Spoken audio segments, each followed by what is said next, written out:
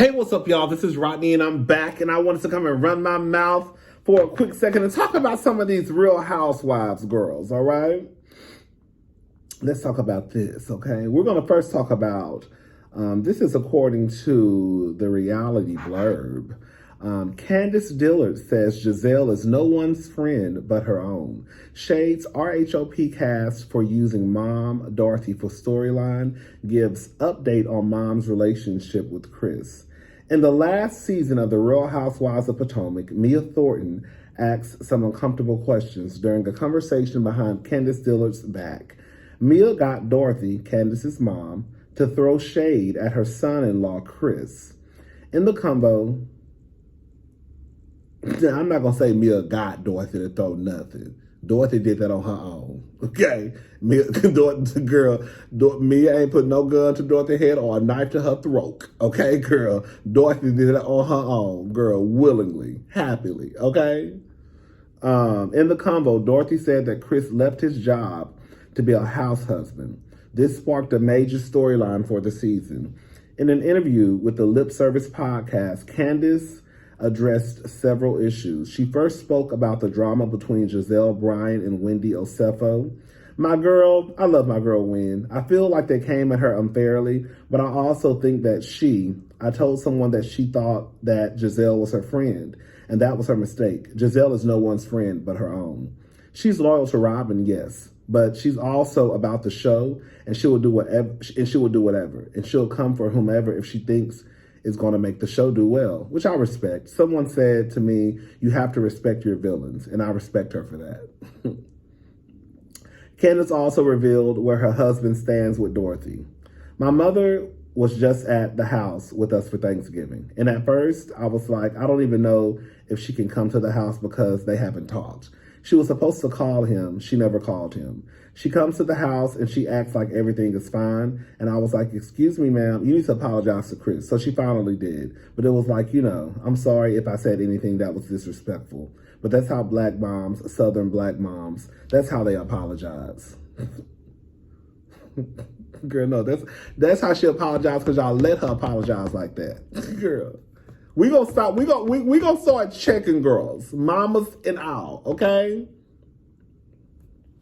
Because I guarantee you, if somebody did... Anyway, Candice also explained Chris was always going to be fine. He's not interested in keeping up with any kind of beef with my mom. So, it's fine. Candice was disappointed that her co-stars used her mom to stir up controversy for the franchise, saying, I don't think I was embarrassed, I was shocked. And then I was just hurt because it's my mom. And my mom was always like, we're not going to let the show come between us. The show is just a show and we are family. Girl, your mama lied to you. Girl, your mama told a lie to your face, girl. So then for her to do this, said Candice, it's like, let the girls basically use you for a storyline for a moment because it was talked about for the rest of the season and it became its own thing. Girl. I mean, that was season 6. We're not going back to season 6. We look into season 7. But I'm glad that I just want, what I want Candice to do if she comes back for season 7. I need her to bring back the $900,000 tear down Candice, the one they used to give Giselle the blues. Yeah, I want that Candice to come back. This kiss and tell, this bending over backwards, for Giselle, girl, I'm gonna need that to stop. Girl, if Giselle is okay with being the villain, she should be okay with what comes her way, okay? They said Kenya the villain, and Kenya had to deal with whatever came her way for the longest. And the girls just started waking up about who was the real villain. I've been trying to tell the girls, but we're not going to talk about Portia's family matters, girl, right now. But girl, I've been trying to tell y'all who the real villain. I told y'all, how many times have I said, girl, the real villain is actually Portia. But they got y'all thinking that it's Kenya. Anyways, girl, shout out to Candice. We love Candice over here. Who else? Oh, Erika Jayne. Find out Erika Jayne's Real Housewives of Beverly Hills salary, plus how much she made for 4-part reunion as she reportedly as she's reportedly awarded a raise for season 12. Erika Jayne was making a lot as she filmed the 11th season of The Real Housewives of Beverly Hills amid divorce from Tom Girardi, in a series of lawsuits, and she'll reportedly be making even more for season 12. In a new report which questioned why Mary Cosby didn't show up to the Real Housewives of Salt Lake City season 2 reunion to face allegations of occult and racism when Erika showed up to season 11 reunion to be questioned about potentially stealing from widows and orphans of plane crash victims. Details regarding Erika's salary have been revealed. They was going to throw Mary in there some way. Tamara Tattles revealed details regarding Erika's salary for Real Housewives of Beverly Hills, sharing that she was being paid $68,000 an episode for season 11, which garnered her $1.36 million for the 20 episodes that aired during the season. Girl. Ooh, child. Y'all wonder why the girls is trying to get on these reality shows. Well, the ones on Bravo. Okay. In addition to her regular season salary, Erika also reportedly earned $272,000 for the four-part reunion, which was far more than Mary's alleged $19,500, which was seemingly much easier for her to pass up. That said, Erika was certainly dealt with her fair share of hard-hitting questions from host Andy Cohen. As Real Housewives of Beverly Hills fans will recall, Andy went hard on Erika because did Andy go hard? I can't remember. I don't want to say he didn't, and I don't want to say he did. I know those other heifers didn't do nothing. Those other heifers didn't do nothing. Now that upsets me. That upsets me and my homegirls because, girl, the season was everything. We get to the reunion and everybody is scared to open up their mouth. That was from Garcelle on down. Garcelle, Sutton, all of them. I was so disappointed in that reunion.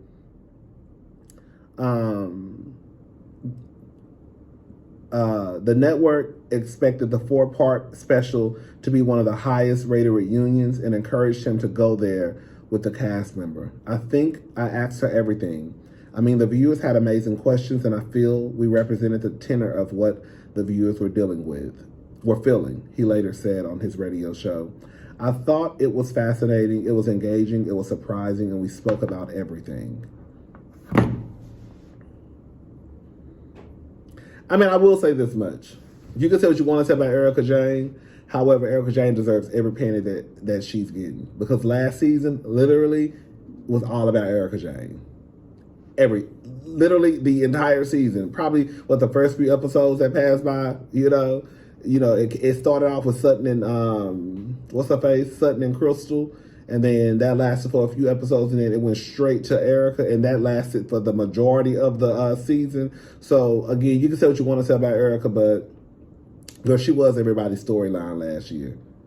She was, because when you think about their own personal storylines, I mean, girl, Erika's storyline outweighed everybody's. So I'm not. She deserves that raise. Okay. Let's go ahead and talk about these heifers at the Real Housewives of Salt Lake City. You know what the problem is? The problem is Real Housewives of Atlanta has set the bar so high when it comes to the fashions at the reunions that when we see the other girls who are not up to the challenge, girl, we get disappointed, or at least I do. I've always been invested in Real Housewives of Atlanta, Potomac, besides season 2. But I've always noticed how the other girls will come to the reunions from the other franchises, and they usually look a mess, or there's no direction it's kind of like they just tell the girls to show up. Atlanta is the only one, from what I can remember, that always has some type of theme, like color, I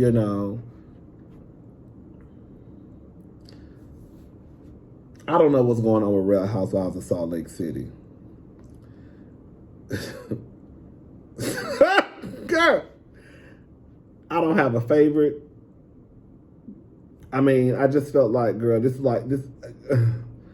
Girl, we're just gonna talk about the girls because I don't have a favorite. Okay, let's start out with y'all favorite. I don't know why. Look, can I say something? I don't understand how Lisa Barlow gets all of this love and praise and worship and is celebrated on Twitter. I honestly don't get it. One thing I have noticed, y'all will hype up people just to hype them up.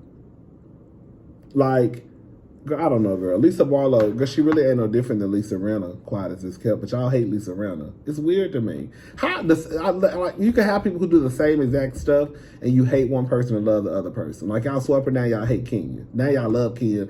I don't know, girl. Let me leave it alone. Lisa Barlow looks cute. This dress looks like something Carrie Bradshaw would wear to go to the grocery store. Did she even go to the grocery store? This is like something Carrie would wear to go to the corner store and throw like a blazer over the top or something. I don't know. It's something like she would just wear on a regular day. Like, girl, you're wearing this to the reunion as your girl. I'm here, girl. It's not quiet as it's kept. I don't know, girl. I mean, she cute. She don't look bad. She doesn't look bad. It's just okay. It's a tube top dress, pretty much. Jen Shaw looks a hot mess.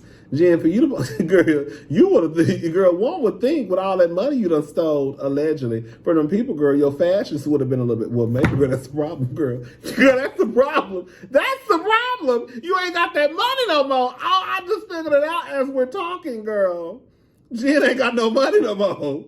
Girl, they done probably froze them accounts. Girl, mama looked like she would. Girl, mama went and looked like she got some fabric wrapped around her body, threw some feathers on her shoulders, girl, threw something in the front to make it shiny, and went to the reunion. Girl, Jen said it's all my money can do. Girl, she look a fool. Heather, I mean, it's not a mess, but girl, she just look a mess. But she, like, her dress is not. It's just like, girl, I don't. It's giving very much Christian woman. It's giving very much Christian. It's giving very much I'm a mom. Girl, the dress is not an ugly dress. It's just a dress. It ain't nothing spectacular about it. It's just a dress. Girl, I'm really not going up for. I'm telling y'all, I didn't go up for nobody. Whitney Rose. I get what girl, bitch. I get what Whitney was going for, but it looks I don't like it. I don't like it. Because she thinks she Kim Kardashian, girl. I don't like the shoes. The dress looks really cheap to me. I'm sorry. I don't like it. I just don't like it. Jenny's dress, the color I think is nice. You know, I hate when it looks like people just throw fabric on their dresses. Like, right, that blue fabric that's hanging down. Those shoes. The shoes don't look that bad, I guess. God, I don't know, girl. Do y'all still wear peep toes? I don't know. I honestly don't know. Are peep toes still in? Jenny look like she just happy to beat her cheesing. Meredith.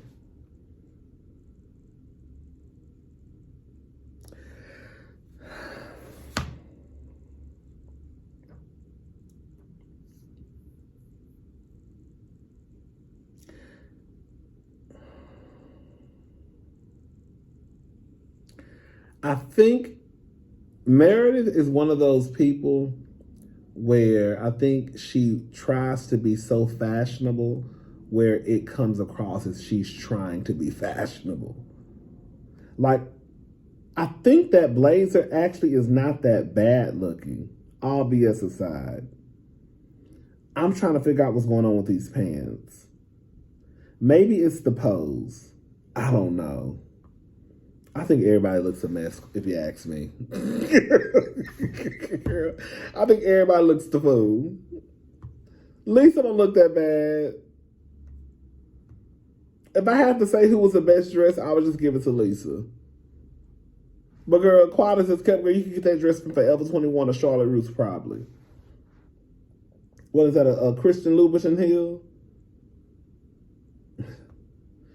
Girl, whatever, girl. I'm so over them, girl. Atlanta. We waiting for Atlanta to come back because that's when the girls gonna really show out at the reunion. Okay. Anyways, I'll talk to y'all girls later. Bye.